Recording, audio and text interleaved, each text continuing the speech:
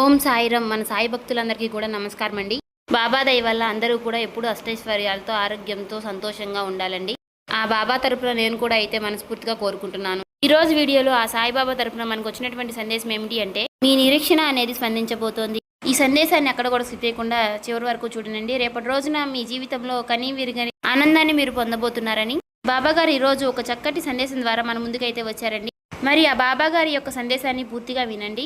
ఎక్కడా కూడా స్కిప్ చేయకుండా చివరి వరకు చూస్తేనే మేమేం చెప్తున్నామో మీకు పూర్తిగా అర్థమవుతుంది.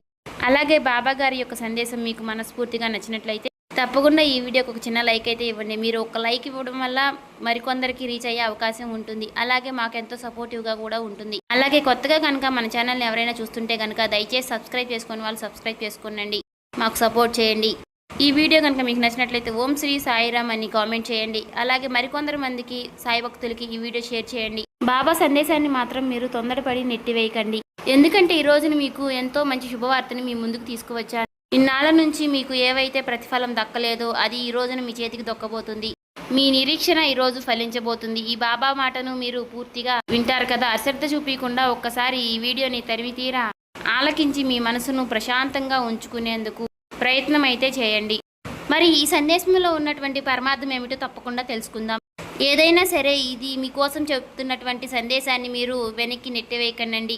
ఎన్నో నెలలు ఎన్నో సంవత్సరాల పాటు నుంచి మీ నిరీక్షణ నెరవేరడం లేదని ఎంతో నిరుత్సాహంతో మీరున్నారు. ఎంతో బాధతో కుమిలిపోతూ ఉన్నారు. ఎంతో దిగులుతో చాలా మదన పడిపోతూ ఉన్నారు. ఎన్నో బాధలను చాలా బాధలను ఎన్నాళ్లుగా మీరు అనుభవిస్తూ వచ్చారు. మీ నిరీక్షణ నెరవేరడం లేదని ఎంతో నిరుత్సాహంతో ఉన్నారు. ఆ బాబాపై ఎంతో అలకతో ఉన్నారు. కాబట్టి ఈ రోజు మీ నిరీక్షణ ఫలించబోతుందమ్మా. మీ బాబా మాటలను ఒక్కసారి తలిమి తీరా ఆలకించి నీ మనసును ప్రశాంతంగా ఉంచుకో. నువ్వు నమ్మకంగా సిద్ధంగా ఉన్నావా? అయితే నువ్వు తప్పకుండా ఊహించని రీతిలో నీ గమ్యానికి నిన్ను చేరవేయబోతున్నాను. నువ్వు చేయవలసిందల్లా పూర్తిగా శరణాగతి అవ్వడమే. అంతకు మించి నువ్వేమీ చేయనవసరం లేదు. నువ్వు చేసేటటువంటి పనిలో అశ్రద్ధ చేయకుండా ప్రతి నీ దైవంగా భావిస్తూ ప్రతినిత్యము కూడా నీకు ఎదురుగా నిలుస్తున్నటువంటి సమస్యలను గుర్తు తెచ్చుకుంటూ ఎన్నో సంవత్సరాల నుంచి నిద్ర లేకుండా చాలా కష్టపడ్డావు, శ్రమించావు. మరైతే నువ్వు అనుకున్నటువంటి లక్ష్యాన్ని నువ్వు చేరుకోకముందే దాని మీద అశ్రద్ధ చూపుతూ విశ్రాంతి తీసుకుంటూ అనవసరమైనటువంటి కాలయాపనలు చేస్తూ ఉన్నావు. కాలయాపన చేయొద్దు అని చెప్తున్నాను. ఆ సమయాన్ని ఎందుకు అలా వినియోగించుకోలేకపోతున్నావు? మరలా నువ్వే తిరిగి బాధపడాల్సి వస్తుంది. అది కూడా ఎందుకో తెలుసా? అయ్యో, ఈరోజు నా దృష్టంతా కూడా నా లక్ష్యం పైన పెట్టి ఉంటే ఈరోజు నేను అనుకున్న స్థాయికి నేను చేరుకునేదాన్ని కదా. ఈరోజు నన్ను అందరూ ఏలెత్తి చూపించే అవకాశం వారికి ఇచ్చి ఉండేవాణ్ణి కాదు కదా అని అనుకుంటూ మరలా నువ్వే దుఃఖించాల్సి వస్తుంది. కాబట్టి అందుకనే ముందుగానే చెప్తున్నాను, ఉన్నటువంటి సమయాన్ని నువ్వు ముందుగానే సద్వినియోగం చేసుకో. వచ్చినటువంటి అవకాశం మరలా నీకు తిరిగి రాదు. కాబట్టి వచ్చినటువంటి అవకాశాన్ని నువ్వు ముందుగానే పొంది తీరాలి. అలాగే ఈ మధ్యకాలంలో నువ్వు నీ దృష్టంతా కూడా కాలయాపన చేయడంలోనే నువ్వు మునిగిపోతున్నావు. నువ్వేమీ చేయకుండా నీకు నా సహకారం లభించాలి అంటే ఎలా కుదురుతుంది? అది మాత్రం అసలు జరగని పని. దేనికైనా సరే ముందు నువ్వు సిద్ధంగా ఉండాలి కదా. నీ వెనుకుండి నేనెప్పుడూ తోడుగా నడిపిస్తూ ఉంటాను. అంతేకాని గాలిలో దీపం పెట్టి దేవుడా నువ్వే దిక్కు అంటే మాత్రం భారమంతా నీ మీద వేశాను బాబా అంటే అది ఎంతవరకు సమంజయం? నువ్వు ఒక్కసారి ఆలోచించు. నువ్వు అడిగింది న్యాయవంతమైనదా?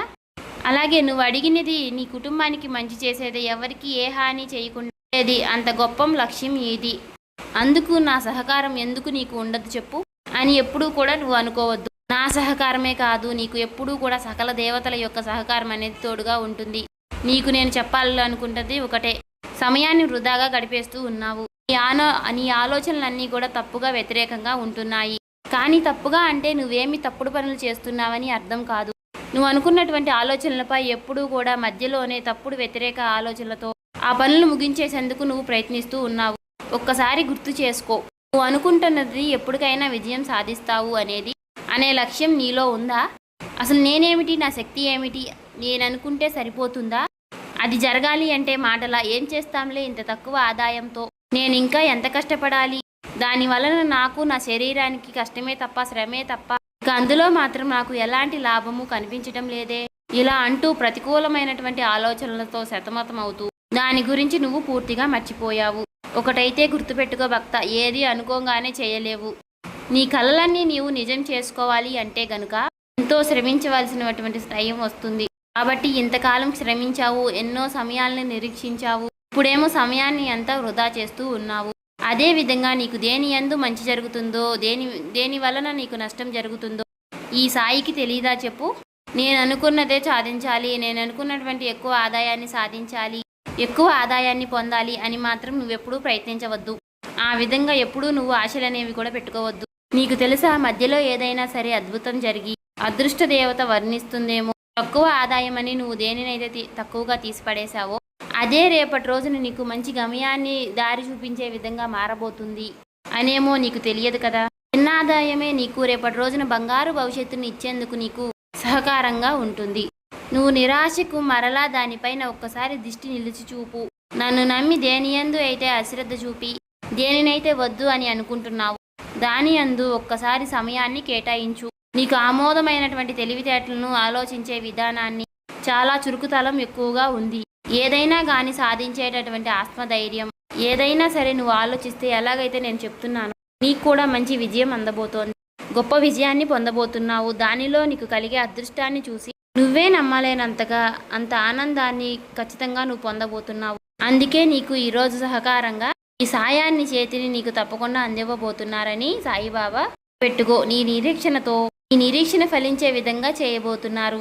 నా అనుగ్రహం తోడవగానే నువ్వు తప్పకుండా అనుభూతిని పొందుకుంటావు. ధైర్యంగా అడుగు ముందుకు వెయ్యి. అందులో నీకు ఎంతో ఉన్నతమైనటువంటి స్థితి కలగబోతోంది. నీకు నేను మాట ఇస్తున్నాను, ఈ సాయిని నువ్వు తప్పకుండా నమ్మి తీరాలి.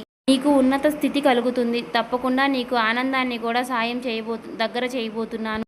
నువ్వు నీ కుటుంబం సంతోషంగా ఉండేందుకు మంచి మార్గం ఇదే. కాబట్టి అనవసరంగా సమయాన్ని ఎప్పుడూ కూడా వృధా చేయవద్దు. సంతోషంగా సమయాన్ని గడిపేందుకు కాస్త శ్రమించాల్సిన అవసరం ఎంతో ఉంది. కాబట్టి శ్రమించు. ఎన్నో రోజుల నుంచి, ఎన్నో సంవత్సరాల నుంచి శ్రమించి చివరికి అందులో విజయాన్ని పొందేటటువంటి చివరికి నువ్వు ఇలా నిరుత్సాహపడిపోతే ఎలా చెప్పు?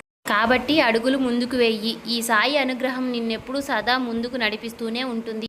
సంతోషంగా ఎప్పుడూ కూడా నువ్వు ఈ బాబా చెప్పేటటువంటి సందేహాలన్నీ కూడా కాస్త సమయం కేటాయించి ఆలకిస్తూ ఉండు.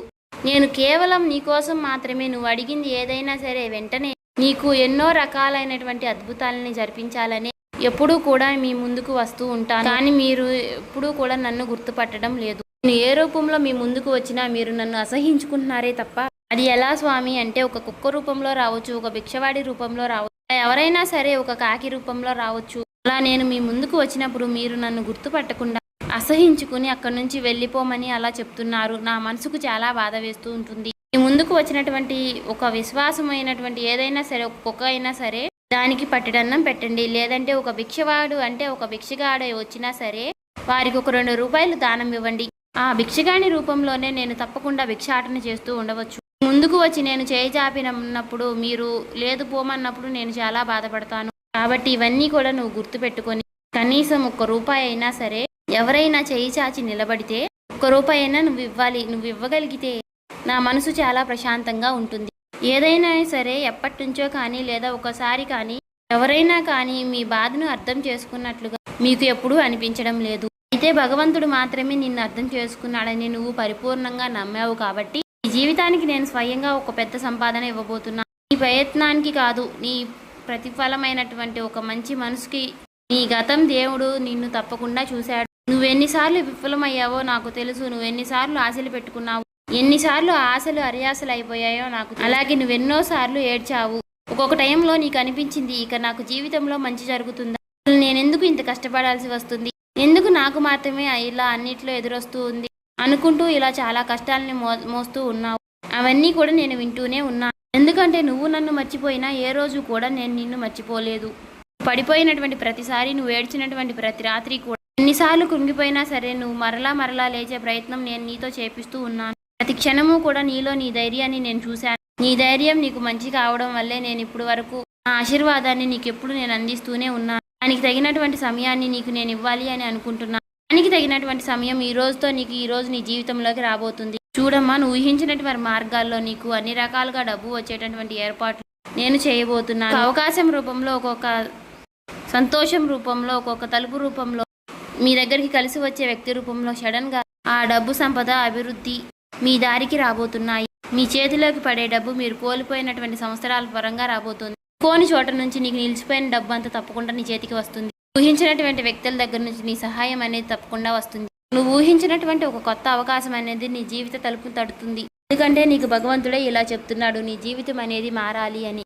అది నేను నీకు తప్పకుండా నిర్ణయించాను అని. ఇప్పుడు నీలో జరిగేటటువంటి ఒక ఎనర్జీ, ఒక మార్పు తప్పకుండా పవర్ఫుల్గా ఉండబోతోంది. ఎందుకో తెలుసా, ఇదే ముగింపు, అదే ప్రారంభం. ఈ రెండింటి మధ్య పవిత్రమైనటువంటి సమయం. ఆ బాబా అన్ని రకాలుగా గ్రహించబోతున్నాను. అత్యధికంగా ప్రవహించేటటువంటి కొత్త సంవత్సరంలో కొత్త తలుపులు తెరవబోతున్నాయి. అంటే దరద్వారాలు తెరుచుకోబోతున్నాయి. అలాగే నీ గతం కూడా పూర్తిగా శాంతించింది. ఉగాది నుంచి కూడా నీ లైఫ్ అనేది ప్రకాశించబోతోంది. జరుగుతున్నటువంటి సంవత్సరంలో నీ జీవిత ఫలాన్ని పూర్తిగా మార్చబోతోంది. ఇప్పటి వరకు నీకు డబ్బు రాలేకపోయింది అంటే అది నీకు శిక్ష కాదు, అది నిన్ను సిద్ధపరిచేటటువంటి సమయంగా చెప్పుకోవచ్చు. ఇప్పుడు నీకు పూర్తిగా సిద్ధమయ్యావు. ఇప్పుడు నీకు నేను ఇవ్వడానికి సిద్ధంగా ఉన్నాను. అలాగే నేను హామీ ఇస్తున్నాను. గుండెకి చిరునవ్వు ఇచ్చేటటువంటి సంవత్సరం ఇది తప్పకుండా అవ్వబోతుంది అన్నమాట. సంపద, శాంతి, శుభవార్తలు, ఆనందం, సంతోషం అన్నీ కూడా నువ్వు ఒకేసారి చూడబోతున్నావు. నీ పేరు, నీ అదృష్టం, నీ భవిష్యత్తు అన్నీ కూడా ఈ విషయంలో కటిధ్వరించడం మొదలు పెడతాయి. నీకు జరగబోయేటటువంటి మిరాకిల్స్ అయితే ఇవన్నీ కూడా నువ్వు విందామనుకునే కళలు యాదృచ్ఛికం వారికి ఉన్నటువంటి నీ హృదయం శుభసూచనలకు సంకేతమైనట్టే. నీ జీవితం అంచెలంచెలుగా మార్చేయబోతున్నాను. నీ ఆత్మలో భయం అనేది తగ్గిపోయి పూర్తిగా ధైర్యం అనేది వస్తుంది. అలాగే నీ వైపుకు నేను పూర్తిగా నడిచి రాబోతున్నాను. చూడమ్మా, ఏదేమైనా సరే నీ జీవితం పూర్తిగా మార్చేయడానికి నేనే కదిలి రాబోతున్నాను. కొన్ని సంవత్సరాల క్రితంగా నువ్వు విన్నటువంటి ఈ యొక్క సందేశం అసలు యాదృచ్ఛికం కానే కాదు. ఇది నీకు ఒక పిలుపని అనుకో. నేను చెబుతున్నటువంటి నీ సందేహం, నీ జీవితం ఎందుకు ఆలస్యమైనది అని దాని గురించే నువ్వు ఆలోచిస్తున్నావు కదా. రోజు మనం చెప్పుకున్నటువంటి సత్యాలే అని చెప్పుకోవచ్చు. నీ జీవితంలో డబ్బు ఎందుకు ఆలస్యమైనదో తెలుసా?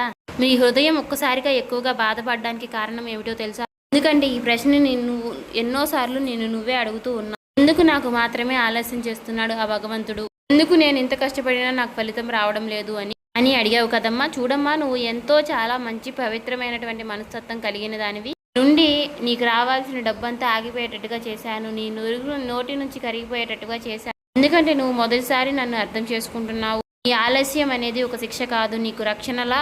భగవంతుడు నిన్ను అన్ని రకాలుగా మంచివాడిలా చేయాలని, చేతిలోకి వచ్చేటటువంటి డబ్బు కూడా నీకు మంచి శుభమయంగా ఉండాలని, అందుకే కొన్ని రకాలుగా ఆలోచించి చూశారు కదండి. ఈ వీడియో నచ్చినట్లయితే సబ్స్క్రైబ్ చేసుకొని మన ఛానల్కి లైక్ చేసి సపోర్ట్ చేయండి.